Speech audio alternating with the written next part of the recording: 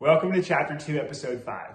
As we discussed in the previous episode on ELSEs, or energy-like somatic experiences, a majority of those who had such experiences interpreted them through the lens of Kundalini, or Kundalini awakening.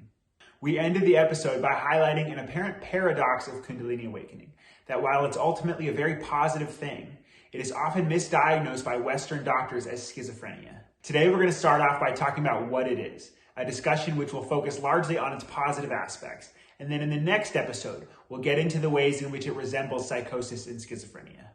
Before we go about trying to define Kundalini, I just want to say that to understand its true nature is way above our pay grade. Like, we're going to learn some interesting things from some people who know about it, but by no means are we going to truly understand it. Because, to be honest, I don't think that anyone actually does. But with that said, let's give it a shot.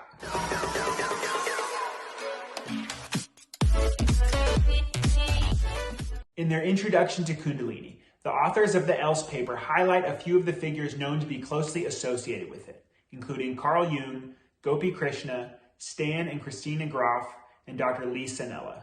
Now, when it comes to the psychic realm and pretty much all the things I'll be talking about on this channel, Carl Jung deserves a chapter of his own, so we're going to hold off on him for the time being. As for the Grofs, we're going to hear from them a few episodes from now when we discuss their spiritual emergency framework. So today, we're going to focus on the work of Gopi Krishna and Lee Sannella, and this guy, to whom I'll introduce you shortly. Now, Lee Sannella was a psychiatrist, and his book, The Kundalini Experience, Psychosis or Transcendence, is important because it was the first, and to my knowledge only, comprehensive study of Kundalini written specifically to inform Western medical practitioners.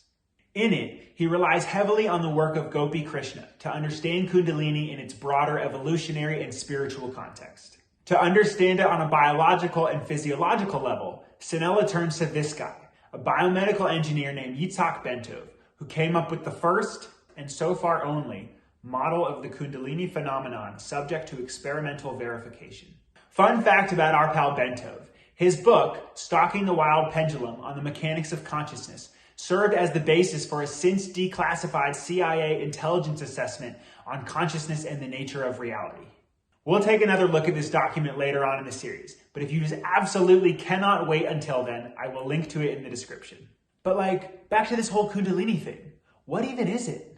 Well, the word itself is Sanskrit and comes from Hinduism, though Sannella provides a cross-cultural account of the phenomenon and shows that some version of it exists in many cultures across the world. Okay, so what is it? Sannella writes, according to the Tantra Yoga model of Kundalini experience, the Kundalini is a type of energy, a power or force, Shakti, that is held to rest in a dormant or potential state in the human body. Its location is generally specified as being at the base of the spine. When this energy is galvanized, awakened, it rushes upward along the central axis of the human body, or along the spinal column, to the crown of the head. Occasionally, it is thought to go even beyond the head. Upon arriving there, the Kundalini is said to give rise to the mystical state of consciousness, which is indescribably blissful and in which all awareness of duality ceases. Cool, but still, what is it? It's the energy of consciousness. But nobody can even agree on a definition of consciousness, so what does that even mean?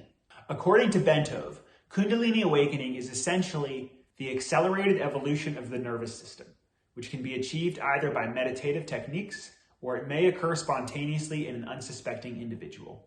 Now, you're going to hear this word evolution a lot in the context of Kundalini awakening, and it's important to differentiate it from the typical way in which we think of evolution. Far from occurring over millions of years, Kundalini awakening causes an individual's consciousness to evolve in their lifetime, and the potential for this evolution of consciousness exists in everyone.